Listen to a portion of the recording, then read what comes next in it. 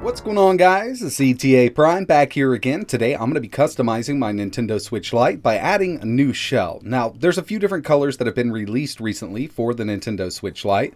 And ever since the initial release of the Switch Lite, I've been wanting to get a hold of a clear atomic purple shell for the Lite, and they're finally released. These go for around $35 on Amazon, and you can pick up a few different colors, but I opted for the clear atomic purple version. And I do want to mention that these aren't shells that just go over the existing shell. You will have to completely disassemble your Nintendo Switch Lite to get this installed, and it's really not for the faint of heart. I've personally never disassembled a Switch Lite, but there is a tutorial online, and I'll leave a link in the description. I'm a big fan of the Game Boy Color and Atomic Purple, and that's one of the big reasons I wanted to swap this out on my Nintendo Switch Lite. As you can see, the shell does come with some extra accessories and some nice little Famicom colored buttons. I think it'll make this whole thing pop. This video is not an install tutorial. This is something that I've personally been wanting to do, and I figured I'd go ahead and document it with a video. And by the end, we'll know how hard it is to do this, what kind of issues I ran into, and if it's worth doing.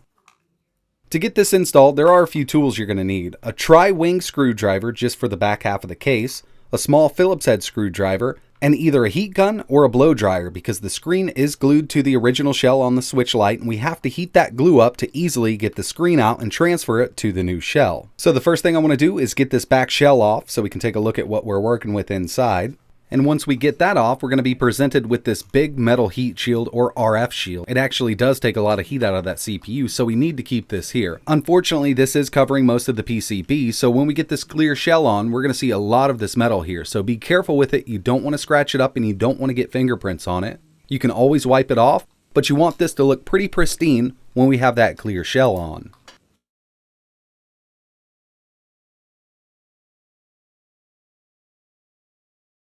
Once we get the shell off, you can see that there is some heat paste here. It's kind of like a heat gum. I'm going to be replacing this with some Noctua NT-H2. Now, I don't expect it to cool the Switch any better or get better performance, but I do want to put a new layer on here. I do not want to reuse this.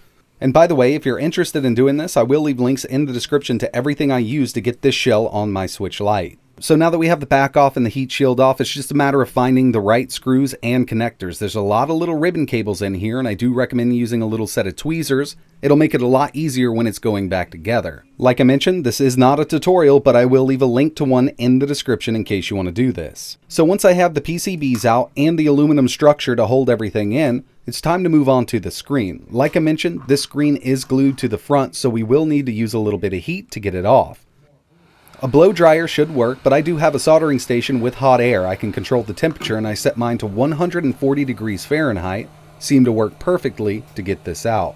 You don't want to go too high to damage the screen, but we do want to soften that glue up so we can get this screen out easily. And I'd say 140 degrees Fahrenheit worked perfectly for me. You do want to set this somewhere safe because we're going to be reusing the glue that's already on the screen itself for the new shell.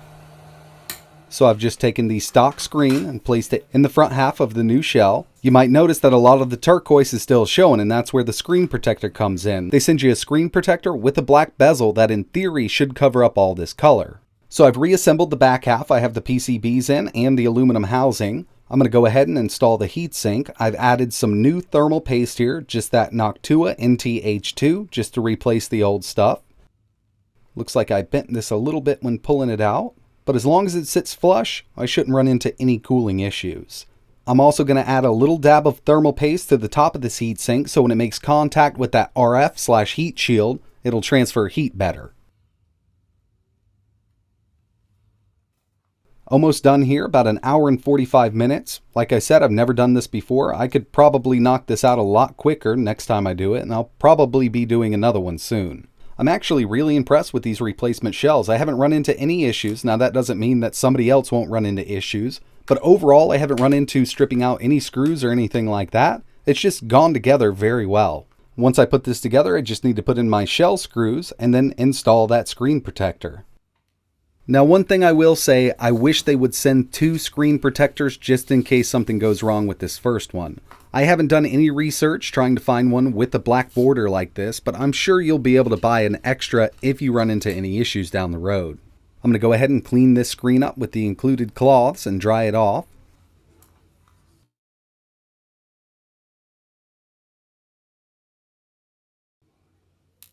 And now it's time for the moment of truth. I really do hope this covers all that turquoise up. It looks like it's exact.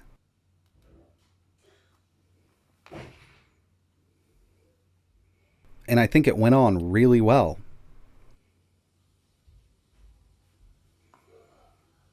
I need to get these edges cleaned up, and I think I'm pretty much finished.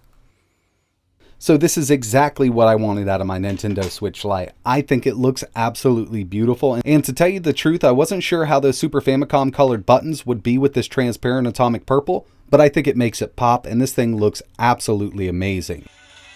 With the right tools, a maximum of 2 hours of work, and $35 for the shell, in my opinion, this was well worth it. I can't get over how good this looks, but then again, I've always been very partial to Nintendo's Atomic Purple Game Boy Color, and later on they released it with the Game Boy Advance. I know some people don't like this Atomic Purple, but they do offer different colored shells, like a smoke transparent, a clear transparent, and even a white. And by the way, my homeboy Elliot over at the Retro Future channel just did a clear one, and it looks absolutely stunning.